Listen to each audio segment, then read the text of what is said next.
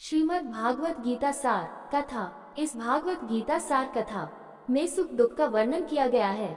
इस भागवत गीता में मानव के लिए हर अच्छे और बुरे कर्मों का वर्णन दिया गया है। दोस्तों, आप सभी चैनल को सब्सक्राइब लाइक करते हैं, जिसमें आप लोगों को कुछ नहीं मिलता, पर इस चैनल पर जीने की राह और ज्ञान भरी बातें मिलती है। तो आपसे निवेदन है कि हमारे चैनल को आप सब सपोर्ट करें और हौसला दें कि हम आप लोगों के लिए अच्छा ज्ञान, अच्छी बातें और अच्छे राह पर चलने के लिए अच्छा ज्ञान आप सबके लिए पहुंचाता रहूं। नमस्कार मित्रों, आप सबका हमारे चैनल पर स्वागत है। दोस्तों, इस चैनल पर सारे वेदों का ज्ञान मिलेगा। भगवत गीता अध्याय 3 श्लोक 6। कर्मेन्द्रियाणि संयम्य अस्ते मनसा स्मरणन् इंद्रियार्थान् विमूढात्मा मिथ्याचार स उच्यते। कर्मेन्द्रियाणि संयम्य अस्ते मनसा स्मरेन्द्रियार्थान् विमूढात्मा मिथ्याचारः स उच्यते।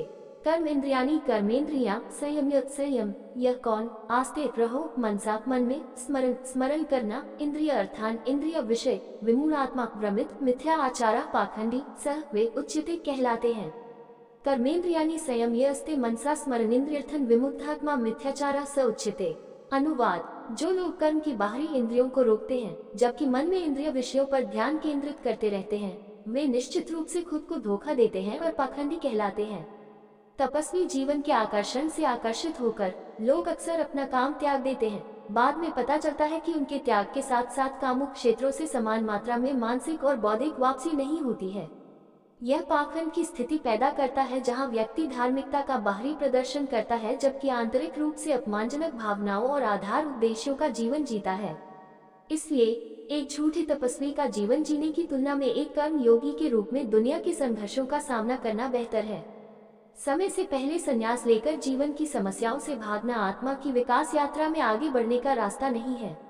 संत कबीर ने व्यंग्य पूर्वक कहा, मन न रंगाए रंगाए योगी कपारा, जातवा बढ़ाए योगी दुनिया रामोले, दहिया बढ़ाए योगी बानी गईले बकरा पीटो। हे तपस्वी योगी, आपने गेरुआ वस्त्र धारण किया है, लेकिन आपने अपने मन को त्याग के रंग में रंगने की उपेक्षा की है। आपके बाल लंबे हो गए हैं और आपके शरीर पर राख लगी हुई है, वैराग्य के संकेत के रूप में। लेकिन आंतरिक भक्ति के बिना आपने जो बाहरी दाढ़ी उगाई है वह आपको केवल एक बकरी के समान बनाती है। श्री कृष्ण इस श्लोक में कहते हैं कि जो लोग बाह्य रूप से इंद्रियों के विषयों का त्याग करते हैं और मन में उनका चिंतन करते रहते हैं, वे पाखंडी होते हैं और वे स्वयं को धोखा देते हैं। पुराण इस बात को स्पष्ट करने के लिए दो भाइयों तवृत और सुव्रत की कहानी बताते हैं। दोनों भाई अपने घर से मंदिर में श्रीमद् भागवत प्रवचन सुनने के लिए जा रहे थे। रास्ते में भारी बारिश होने लगी, इसलिए वे आश्रय के लिए निकटतम इमारत में भाग गए। उन्हें निराशा हुई जब उन्होंने खुद को एक वेश्यालय में पाया जहां बदनाम महिलाएं अपने मेहमानों का मनोरंजन करने के लिए नृत्य कर रही थी। तवृत बड़ा भाई भयभीत हो गया और मंदिर की ओर जाने के लिए बारिश में भी बाहर चला गया। छोटे भाई सुव्रत को बारिश में भीगने से बचने के लिए कुछ देर वहीं बैठने में कोई हर्ज नहीं लगा। तवृत मंदिर में पहुंचकर प्रवचन के लिए बैठा, परंतु मन ही मन पछताने लगा, ओह ये कितना उबाऊ है, मैंने एक भयानक गलती की, मुझे कोठे पर ही रहना चाहिए था। मेरा भाई वहां मौज मस्ती में खूब आनंद ले रहा होगा। दूसरी ओर सुव्रत सोचने लगा, मैं इस पाप के घर में क्यों रहा। मेरा भाई बहुत पवित्र है, वह अपनी बुद्धि को भागवत के ज्ञान से स्नान करा रहा है। मुझे भी बारिश का सामना करके वहां पहुंचना चाहिए था। आखिर मैं नमक का बना तो हूँ नहीं कि थोड़ी सी बारिश में पिघल जाऊं। जब बारिश रुकी तो दोनों एक दूसरे की ओर निकल पड़े। जैसे ही वे मिले, बिजली गिरी और उन दोनों की मौके पर ही मौत हो गई। यमदूत मृत्यु के देवता के सेवक तवृत को नरक में ले जाने के लिए आए। तवृत ने शिकायत की, मुझे लगता है कि आपने गलती की है। मैं तवृत हूँ, वो मेरा भाई था जो थोड़ी देर पहले कोठे पर बैठा था। आपको उसे नरक में ले जाना चाहिए। यमदूतों ने उत्तर दिया, हमने कोई गलती नहीं की है।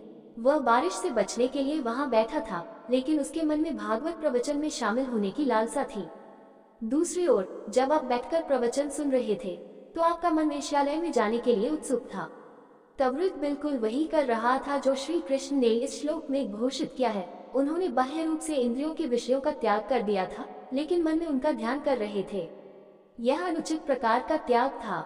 अगला श्लोक उचित प्रकार के त्याग का वर्णन करता है। भगवद गीता अध्याय 3 श्लोक 7। यस्तविन्द्रियाणि मनसा नियम्य तेर्जुन कर्मेन्द्रियैः कर्मयोगं सिक्तः स विशिष्यते। यस्त्विन्द्रियाणि मनसा नियम्यारभते अर्जुन कर्मेन्द्रिय कर्म योगम असक्तः स विशिष्यते। यह कौन? तू, परंतु इंद्रियाणि इंद्रियां मनसा मन से नियम्य नियंत्रण अरभते प्रारंभ होता है। अर्जुन कर्मेंद्रिय कर्मेंद्रियों द्वारा कर्म योगम कर्मयोग असक्तः आसक्ति रहित सह वे विशिष्यते श्रेष्ठ हैं। यस्त्विन्द्रियाणि मनसा नियम्यरभते अर्जुन कर्मेंद्रिय कर्म योगम असक्तः स विशिष्यते।